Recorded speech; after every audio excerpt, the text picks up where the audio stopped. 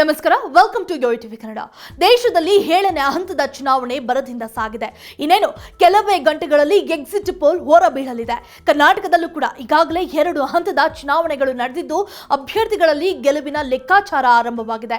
ಈ ಬಾರಿ ಬಹಳ ಕುತೂಹಲ ಹುಟ್ಟಿಸಿರುವ ಕ್ಷೇತ್ರಗಳಲ್ಲಿ ಬಳ್ಳಾರಿ ಕೂಡ ಒಂದು. ಹೌದು, ಕಳೆದ ವಿಧಾನಸಭೆ ಚುನಾವಣೆಯಲ್ಲಿ ಸೋಲು ಅನುಭವಿಸಿದ ಬಿಜೆಪಿಯ ಬಿ ಶ್ರೀರಾಮುಲು ಈ ಬಾರಿ ಬಳ್ಳಾರಿ ಲೋಕಸಭೆ ಕ್ಷೇತ್ರದಿಂದ ಸ್ಪರ್ಧಿಸಲು ಸಜ್ಜಾಗಿದ್ದಾರೆ. ಇವರಿಗೆ ಹಾಲಿ ಸಂಡೂರು ವಿಧಾನಸಭಾ ಕ್ಷೇತ್ರದ ಶಾಸಕ ಇ ತುಕಾರಾಂ ಬಿರುಸಿನ ಸ್ಪರ್ಧೆ ನೀಡಲಿದ್ದಾರೆ. ಒಂದು ಕಾಲದಲ್ಲಿ ಕಾಂಗ್ರೆಸ್ ಭದ್ರಕೋಟೆಯಾಗಿದ್ದ ಗಣಿನಾಡು ಈಗ ಬಿಜೆಪಿ ಪರವಾಲಿದೆ.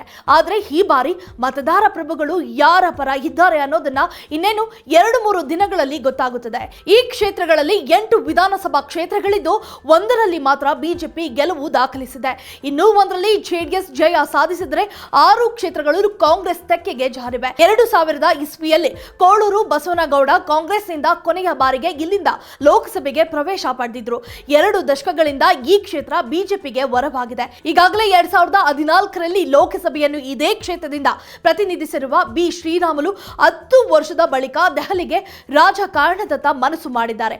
ಆದರೆ ಅವರಿಗೆ ಈ ಬಾರಿ ಗೆಲುವು ಅಷ್ಟಾಗಿ ಸುಲಭವೇನಲ್ಲ. ಇನ್ನು ಕ್ಷೇತ್ರದಲ್ಲಿ ನೀರು ತುಂಗಭದ್ರಾ ಜಲಾಶಯಕ್ಕೆ ಪರ್ಯಾಯ ಜಲಾಶಯ ನಿರ್ಮಾಣದ ಪ್ರಸ್ತಾಪ, ಬಳ್ಳಾರಿ ಹೊಸಪೇಟೆ ಹೆದ್ದಾರಿ ಕಾಮಗಾರಿ, ಕೈಗಾರಿಕೆ ಭೂಮಿ ಕೊಟ್ಟವರಿಗೆ ಸಿಗದ ಪರಿಹಾರ, ಮೂಲ ಸೌಕರ್ಯದ ಕೊರತೆ ಈ ಭಾಗದಲ್ಲಿ ಬಹುವಾಗಿ ಕಾಡುತ್ತಿದೆ.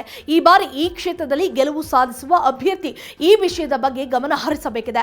ಕಳೆದ ಲೋಕಸಭೆ ಕ್ಷೇತ್ರದಲ್ಲಿ ಬಿಜೆಪಿ ಅಭ್ಯರ್ಥಿ ವೈ ದೇವೇಂದ್ರಪ್ಪ 6,16,338 ಮತಗಳನ್ನು ಪಡೆದಿದ್ರು. ಇವರ ಪ್ರತಿಸ್ಪರ್ಧಿ ಕಾಂಗ್ರೆಸ್ನ ವಿಎಸ್ ಉಗ್ರಪ್ಪ 5,60,681 ಮತಗಳನ್ನು ಪಡೆದು ಸೋಲನ್ನ ಕಂಡಿದ್ರು. ಸದ್ಯ ಬಿ ಶ್ರೀರಾಮುಲು ಅವರು ಕಳೆದ ವಿಧಾನಸಭಾ ಕ್ಷೇತ್ರದಲ್ಲಿ ಸೋಲು ಕಂಡಿದ್ದು ಇದರ ಸಹಾನುಭೂತಿ ಕ್ಷೇತ್ರದಲ್ಲಿದ್ದು ಇದು ಅವರಿಗೆ ವರವಾಗಬಹುದು. ಇನ್ನು ಜನಾರ್ದನ ರೆಡ್ಡಿ ಸ್ಥಾಪಿಸಿದ ಕೆಆರ್ಪಿ ಪಕ್ಷ ವಿಲೀನವಾಗಿದ್ದು ರಾಮುಲು ಅವರಿಗೆ ಬೂಸ್ಟ್ ನೀಡಬಹುದು.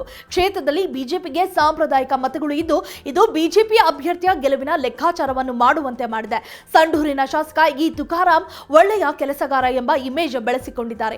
ಇದು ಇವರ ಗೆಲುವಿಗೆ ಪ್ಲಸ್ ಆಗಬಹುದು. ಇನ್ನು ರಾಜ್ಯ ಸರ್ಕಾರದ ಗ್ಯಾರಂಟಿ ಯೋಜನೆಗಳು ಈ ಕ್ಷೇತ್ರದಲ್ಲಿ ಮತದಾರರ ಮನ ಒಲಿಸಬಹುದು.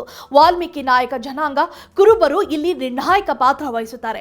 ಮಿಕ್ಕಂತೆ ಲಿಂಗಾಯತ, ಪರಿಶಿಷ್ಟ ಜಾತಿ, ಅಲ್ಪಸಂಖ್ಯಾತರು ಸಮಾನ ಅವಕಾಶವನ್ನ ಹೊಂದಿದ್ದಾರೆ. ಬಳ್ಳಾರಿ ಲೋಕಸಭಾ ಕ್ಷೇತ್ರದ ವ್ಯಾಪ್ತಿಯಲ್ಲಿ ಅಂದಾಜು ಅಂದ್ರೆ ಒಟ್ಟು 18,65,341 ಮತದಾರರು ಇದ್ದಾರೆ. ಇವರಲ್ಲಿ 9,20,022 ಪುರುಷ ಮತದಾರರು, 9,45,053 ಮಹಿಳಾ ಮತದಾರರು ಇದ್ದಾರೆ. ಇವರು ಯಾರ ಕೈ ಹಿಡಿಯುತ್ತಾರೆ ಎಂಬುದನ್ನು ಕಾದು ನೋಡಬೇಕಿದೆ.